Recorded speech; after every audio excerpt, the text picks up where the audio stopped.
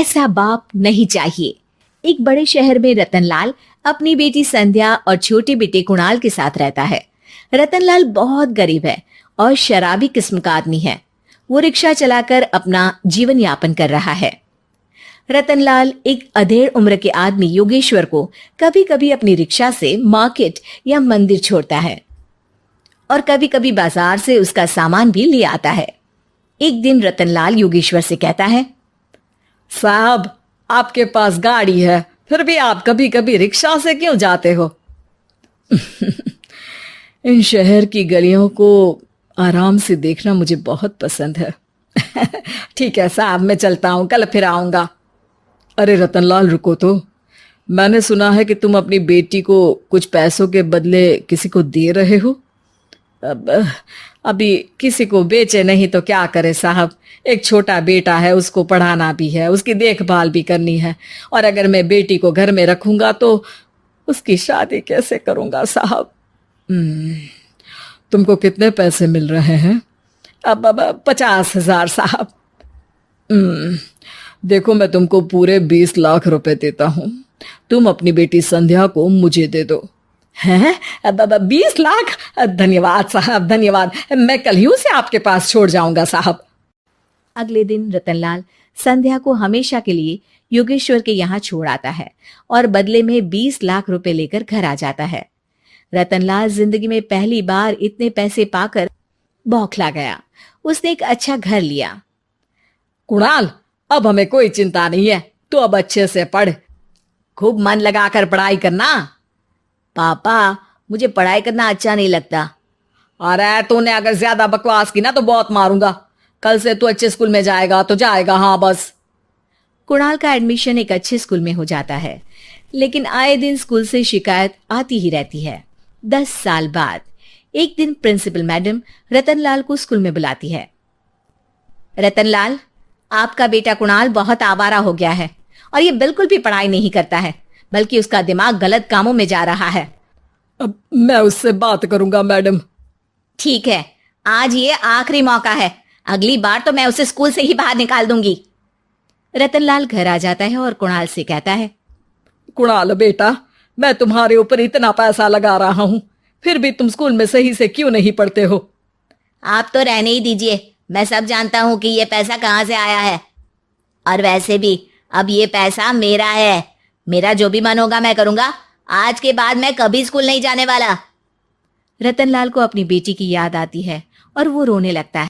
5 साल बाद कुणाल एक दिन एक लड़की को शादी करके घर ले आता है। पिताजी, ये मेरी पत्नी है स्वीटी।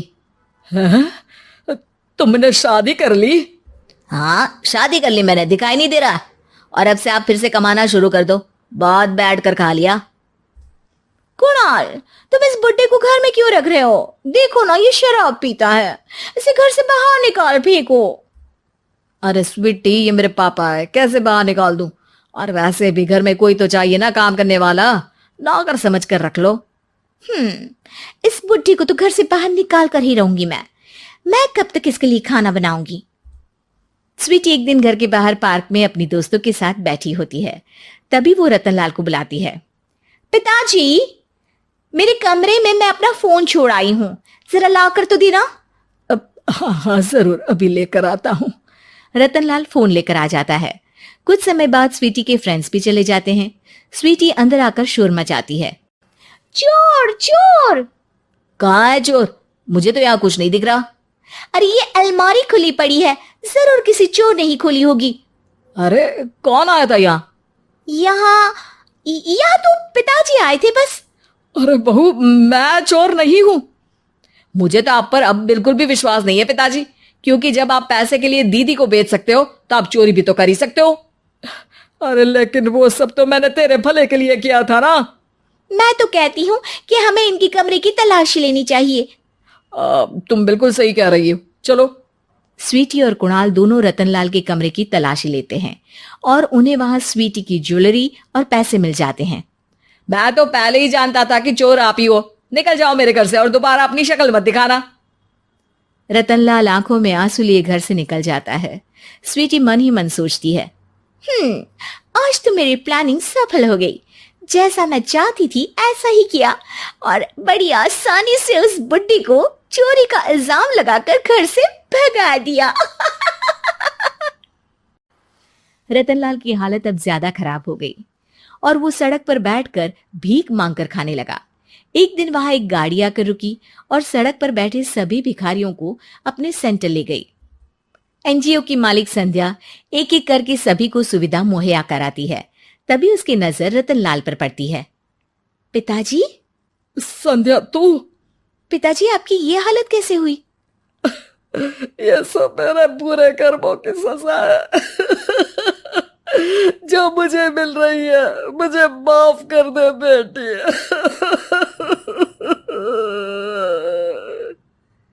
पिताजी, मैं आप पर बिल्कुल भी गुस्सा नहीं हूं, क्योंकि आपने मुझे यहां भेजकर अच्छा ही किया। मेरी जिंदगी बदल गई।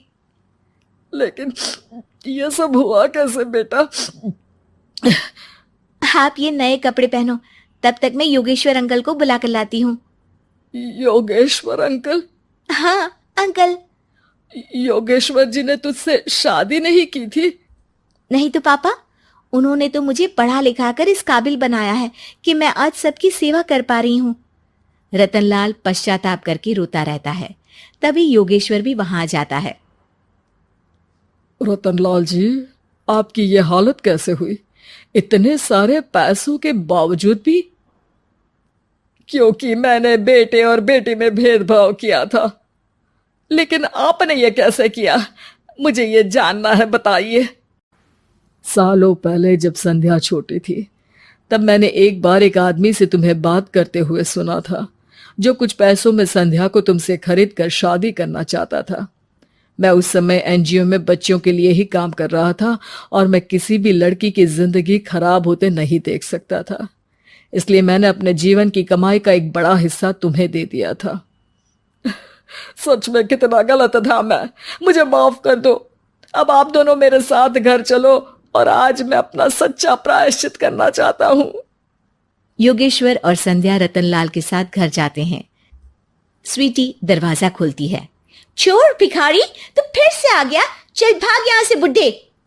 ये घर तुम्हारे बाप का नहीं, मेरा है। बाहर निकलो यहाँ से।